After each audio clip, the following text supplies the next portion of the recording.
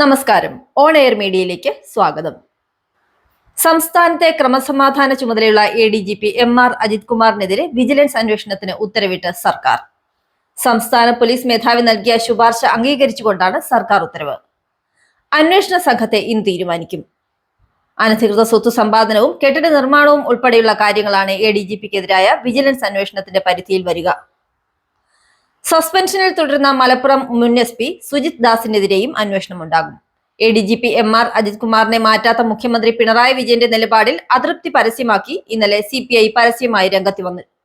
RSS നേതാക്കളുമായുള്ള കൂടിക്കാഴ്ചയിൽ വിശദീകരണം പോലും ഇല്ലെന്നിരിക്കെ ADGPയെ പുറത്താക്കണമെന്ന് CPI മുഖപത്രമായ ജനയുഗത്തിൽ CPI നേതാവ് പ്രകാശ് ബാബു തുറന്നടിച്ചിരുന്നു. അരിയിൽ ഷുക്കൂർ വധക്കേസിൽ കുറ്റപത്രം റദ്ദാക്കണമെന്ന് ആവശ്യപ്പെട്ട് CPM നേതാക്കളായ P ജയരാജനും TV രാജേഷും സമർപ്പിച്ച വിടുതൽ ഹർജി തള്ളിയ CBI കോടതി വിധി സ്വാഗതം ചെയ്യുന്നുവെന്ന് പ്രതിപക്ഷ നേതാവ് VD സതീശൻ. കൊലയാളികളും കൊലപാതകത്തിന് ഗൂഢാലോചന നടത്തിയവരും ഉൾപ്പെടെയുള്ള എല്ലാ ക്രിമിനലുകളും ശിക്ഷിക്കപ്പെടണം എന്നും അദ്ദേഹം പറഞ്ഞു. ഖാദി ബോർഡ് വൈസ് ചെയർമാൻ സ്ഥാനത്തു നിന്ന് P ജയരാജനെ പുറത്താക്കണമെന്ന് KPCC വൈസ് പ്രസിഡന്റ് ബൽറാം ആവശ്യപ്പെട്ടു. അരിയിൽ ഷുക്കൂർ എന്ന ചെറുപ്പക്കാരനെ വെട്ടിക്കൊലപ്പെടുത്തിയ കേസിൽ വിചാരണ നേരിടുന്ന ജയരാജന് ആ പദവിയിലിരിക്കാൻ അർഹതയില്ലെന്ന് ബൽറാം കൂട്ടിച്ചേർത്തു. നിപ്പ രോഗബാധയുമായി ബന്ധപ്പെട്ട് ഇന്നലെ ഒരാളുടെ പരിശോധനാ ഫലം കൂടി നെഗറ്റീവായതായി മന്ത്രി വീണ ജോർജ്. ഇതോടെ ആകെ 37 പേരുടെ പരിശോധനാ ഫലം നെഗറ്റീവായി. മന്ത്രി വീണ ജോർജിന്റെ നേതൃത്വത്തിൽ ഇന്നലെ ഉന്നതതല യോഗം ചേർന്ന് സ്ഥിതിഗതികൾ വിലയിരുത്തി.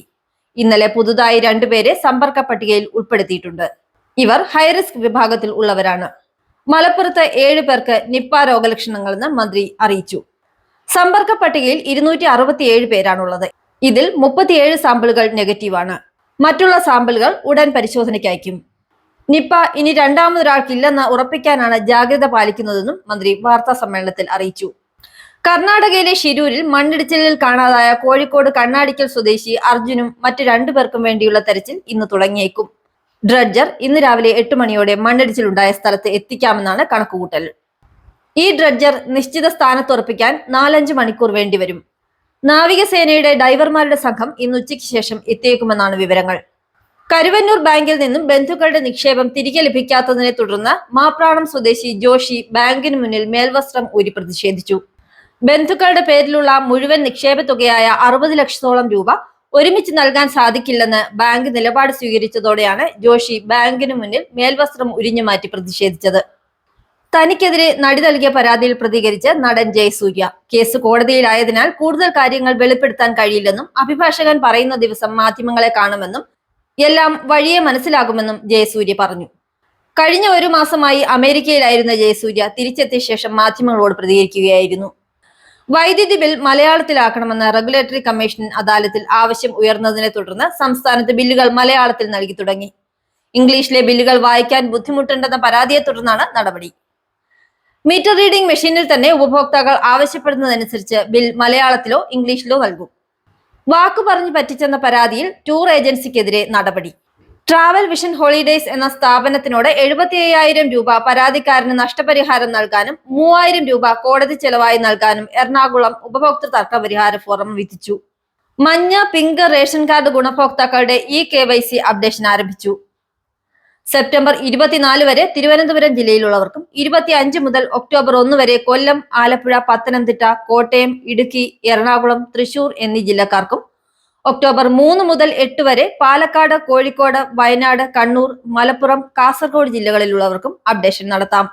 കൊൽക്കത്തയിലെ RG കർ മെഡിക്കൽ കോളേജിൽ ഡോക്ടറെ ബലാത്സംഗം ചെയ്ത് കൊലപ്പെടുത്തിയ സംഭവത്തിൽ പ്രതിഷേധിച്ച് പശ്ചിമ ബംഗാളിലെ ജൂനിയർ ഡോക്ടർമാർ കഴിഞ്ഞ 41 ദിവസമായി തുടരുന്ന പണിമുടക്ക് ഭാഗികമായി പിൻവലിച്ചു. ഡോക്ടർമാർ നാളെ മുതൽ അത്യാഹിത വിഭാഗങ്ങളിൽ തിരികെ ഡ്യൂട്ടിക്ക് കയറുമെന്ന് അറിയിച്ചു. അതേസമയം OP ബഹിഷ്കരണം തുടരുമെന്ന് അറിയിച്ചിട്ടുണ്ട്. ഇന്ന് കൊൽക്കത്തയിൽ റാലി നടത്തി ഇപ്പോഴത്തെ സമരം അവസാനിപ്പിക്കാനാണ് തീരുമാനം. സംസ്ഥാനത്തെ പ്രളയ സാഹചര്യം കൂടി കണക്കിലെടുത്താണ് കടുത്ത സമരത്തിൽ നിന്ന് പിന്മാറുന്നതെന്ന് ഡോക്ടർമാരുടെ സമരത്തിന് നേതൃത്വം നൽകുന്നവർ അറിയിച്ചിട്ടുണ്ട്. മുൻ പ്രിൻസിപ്പൽ സന്ദീപ് ഘോഷിന്റെ ഡോക്ടർ രജിസ്ട്രേഷൻ റദ്ദാക്കി. പശ്ചിമ ബംഗാൾ മെഡിക്കൽ കൗൺസിലിന്റേതാണ് നടപടി. ഡോക്ടറുടെ കൊലപാതകവുമായി ബന്ധപ്പെട്ടും സാമ്പത്തിക ക്രമക്കേടുകളിലും സന്ദീപ് ഘോഷിനെ CBI അറസ്റ്റ് ചെയ്ത് ദിവസങ്ങൾക്കുള്ളിലാണ് കൗൺസിലിന്റെ നടപടി. തിരുപ്പതിയിൽ പ്രസാദമായി നൽകുന്ന ലഡു ഉണ്ടാക്കാൻ ഉപയോഗിക്കുന്ന നെയ്യിൽ മൃഗക്കൊഴുപ്പെന്ന് റിപ്പോർട്ട്. നെയ്ക്ക് പകരം മൃഗക്കൊഴുപ്പ് ഉപയോഗിച്ചുവെന്നാണ് റിപ്പോർട്ടുകളിൽ നിന്ന് വ്യക്തമാകുന്നത്. റിപ്പോർട്ട് പുറത്തു വന്നതിന് പിന്നാലെ YSR കോൺഗ്രസിനെതിരെ ആന്ധ്രാപ്രദേശ് മുഖ്യമന്ത്രി N ചന്ദ്രബാബു നായിഡു രംഗത്തെത്തി. ഒരു കാലത്ത് സുരക്ഷാ ഉദ്യോഗസ്ഥർക്ക് നേരെ കല്ലെറിഞ്ഞിരുന്ന ജമ്മു കാശ്മീർ ജനതയുടെ കയ്യിൽ ഇപ്പോൾ പുസ്തകങ്ങളും പേനകളുമാണെന്ന് പ്രധാനമന്ത്രി നരേന്ദ്രമോദി. ജമ്മു കാശ്മീർ തെരഞ്ഞെടുപ്പിന്റെ ഒന്നാം ഘട്ടത്തിലെ റെക്കോർഡ് വോട്ടിംഗ് ശതമാനത്തെ പ്രശംസിച്ച് സംസാരിക്കുകയായിരുന്നു അദ്ദേഹം. 10 വർഷത്തിനിടെ ആദ്യമായി നടന്ന നിയമസഭാ തെരഞ്ഞെടുപ്പിൽ റെക്കോർഡ് പോളിംഗ് ആണ് ജമ്മു കാശ്മീരിൽ രേഖപ്പെടുത്തിയത്. രാഹുൽ ഗാന്ധിക്കെതിരായ തീവ്രവാദി പരാമർശത്തിൽ കർണാടക PCC ഭാരവാഹികളുടെ പരാതി പ്രകാരം കേന്ദ്രമന്ത്രി റവ്നീത് സിംഗ് ബിട്ടുവിനെതിരെ കേസെടുത്തു. കലാപാഹ്വാനം അടക്കമുള്ള വകുപ്പുകൾ ചുമത്തിയാണ് ബംഗളൂരു പോലീസ് FIR രജിസ്റ്റർ ചെയ്തത്. രാഹുൽ 1-ാം നമ്പർ തീവ്രവാദിയാണെന്നായിരുന്നു കേന്ദ്രമന്ത്രിയുടെ പരാമർശം. മോശമായ റോഡുകളുടെ പേരിൽ ഏജൻസികളെയും കരാറുകാരെയും രൂക്ഷമായി വിമർശിച്ച് കേന്ദ്രമന്ത്രി നിതിൻ ഗഡ്കരി. മോശമായി പ്രവർത്തിക്കുന്നവരുടെ ബാങ്ക് ഗ്യാരണ്ടി കണ്ടുകെട്ടുമെന്നും പുതിയ ടെൻഡറുകൾ അപേക്ഷിക്കാൻ ഇവരെ അനുവദിക്കില്ലെന്നും കേന്ദ്രമന്ത്രി പറഞ്ഞു. ജമ്മു കശ്മീരിൽ സജീവമായി പ്രവർത്തിക്കുന്ന ഭീകര ഗ്രൂപ്പുകളിൽ നിന്ന് ഇന്ത്യ വലിയ ഭീഷണിയാണ് നേരിടുന്നതെന്ന് ഫിനാൻഷ്യൽ ആക്ഷൻ ടാസ്ക് ഫോഴ്സിന്റെ റിപ്പോർട്ട്. ഇന്ത്യയിൽ കള്ളപ്പണം വെളുപ്പിക്കുന്നതിനുള്ള പ്രധാന സ്രോതസ്സുകൾ രാജ്യത്തിനുള്ളിൽ തന്നെയാണെന്നും നിയമവിരുദ്ധ പ്രവർത്തനങ്ങളിലൂടെയാണ് ഇത് സാധ്യമാകുന്നതെന്നും റിപ്പോർട്ടിൽ പറയുന്നു. റെയിൽ പാളത്തിന് കുറുകെ വെച്ച നിലയിൽ 6 മീറ്റർ നീളമുള്ള ഇരുമ്പ് തൂൺ കണ്ടെത്തി. ഉത്തർപ്രദേശിലെ ബിലാസ്പൂർ റോഡ് റെയിൽവേ സ്റ്റേഷനും ഉത്തരാഖണ്ഡിലെ രുദ്രാപൂർ സിറ്റി റെയിൽവേ സ്റ്റേഷനും ഇടയിലാണ് പാളത്തിൽ ഇരുമ്പ് തൂൺ കണ്ടെത്തിയത്. പാളത്തിൽ നിന്ന് ഇരുമ്പ് തൂൺ നീക്കം ചെയ്ത ശേഷമാണ് ട്രെയിൻ യാത്ര തുടർന്നതെന്നും റെയിൽവേ പ്രസ്താവനയിൽ അറിയിച്ചു.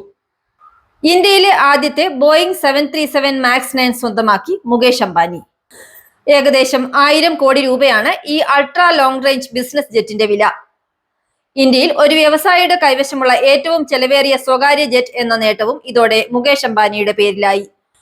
ഈ പുതിയ ജെറ്റിന് പുറമെ മറ്റ് 9 സ്വകാര്യ ജെറ്റുകൾ കൂടി റിലയൻസ് ഇൻഡസ്ട്രീസിനുണ്ട്.